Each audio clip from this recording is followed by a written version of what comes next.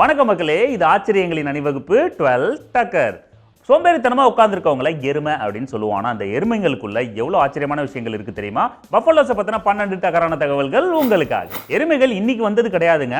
5000 வருஷங்களுக்கு முன்னாடியே இந்தியாவில் எருமைகள் இருந்திருக்கு அப்படின்னு சொல்லி ரெக்கார்ட்ல இருக்கு. அது மட்டும் இல்லாம இந்தியாலையும் சீனாலையும் 4000 வருஷத்துக்கு முன்னாடியே எருமைகளை வழிபட்டிருக்காங்க.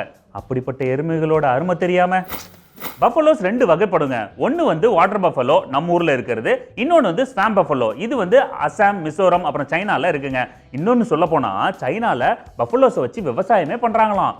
என்னது, பஃபலோஸை வேலை வாங்குறீங்களா? எருமை மாடுகள் பாத்தீங்கன்னா 30 இருந்து 40 வயசு வரைக்கும் உயிர் வாழுங்க. அதிகப்படியா 8 அடி உயரம் வரைக்கும் வளரும். அது மட்டும் இல்லாம அதோட எடை 1500 கிலோ வரைக்கும் போகும். நம்ம ஊர்ல எருமை மாடு பிறக்கும் போது பழுப்பு நிறத்துல இருக்கும். ஆனா வளர வளர பிளாக் ஆயிடும். ஆமா, பாவம் வெயில்ல சுத்துதுங்கல்ல. எருமைகளை நம்ம சேர்ல அப்புறம் தண்ணியில எல்லாம் படுத்து கிடக்கிறத பார்த்திருப்போம். அதுக்கு காரணம் என்னன்னா, எருமை மாட்டோட உடம்புல பாத்தீங்கன்னா வேர்வை துவாரங்கள் ரொம்ப கம்மியா இருக்கும். அதனால உடம்பு சூடு வெளியில போகாம கஷ்டப்படும்.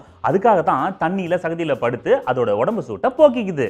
இது தெரியாம நான் ரொம்ப பொறாமப்பட்டேன். பெண் எருமை மாடுகள் பாத்தீங்கன்னா 9 இருந்து 11 மாசம் வரைக்கும் கன்சீவா இருக்கும். வருஷத்துக்கு ஒரு குட்டி தான் போடும். அது மட்டும் இல்லைங்க, அதோட பால் பாத்தீங்கன்னா அதிக கொழுப்பும் புரோட்டீனும் நிறைஞ்சு இருக்கும். இதனாலதான் எருமை மாட்டோட பால் ரொம்ப டிமாண்டுங்க.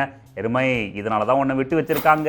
எருமை மாடுகள் எல்லாமே டொமஸ்டிக் அனிமல் தான். ஆனா புலிகளுக்கு ஃபேவரட்டான ஃபுட்னு பாத்தீங்கன்னா அது எருமை மாடு தான். வேட்டையாடுறப்ப எருமை மாடு கிடைச்சதுன்னா ஒரே குஷி தானா. ஆனா வேட்டையாட வர புலிய எருமை மாடுகள்லாம் ஒன்னா நின்று ஓட விட்டுருமா மிரட்டி. எருமை மாடோட பொறுமைக்கும் ஒரு எல்லை உண்டு. எருமை மாட்டோட பால் மட்டும் இல்லைங்க, அதோட தோல், சதை, எலும்பு எல்லாமே உணவுக்காகவும் மருத்துவத்துக்காகவும் பயன்படுது. அது மட்டும் இல்லாம எருமை மாட்டோட சாணத்துல இருந்து எரிவாயுவே எடுக்கலாம். இவ்வளோ பெருமையான விஷயங்களை கொண்ட எருமையை இனிமே திட்டாதீங்க. ஸ்வாம்ப் வகை எருமை மாடெல்லாம் மலை பிரதேசம் அப்புறம் பனி பிரதேசத்துல தான் அதிகமாக காணப்படுது. ஏன்னா அதோட உடம்புல இயற்கையாகவே நிறைய முடிகள் இருக்கிறதுனால அங்க இருக்கிற குளிரை அது தற்காத்துக்குமா. நமக்கு தான் குளிருது, அதுக்கு உள் ஸ்வெட்டர் வெளி ஸ்வெட்டர் போட்டுக்க வேண்டியதான். ஆண் எருமை மாடுகளோட கம்பீரம் அதோட வளைஞ்சு நெளிஞ்சு வளர்ந்துருக்கிற கொம்புகள்ல தாங்க இருக்கு. சராசரியா 5 அடி வரைக்கும் அது வளருமா. இதை பார்த்து தான் பெண் எருமைகள்லாம் இம்ப்ரெஸ் ஆகுமா.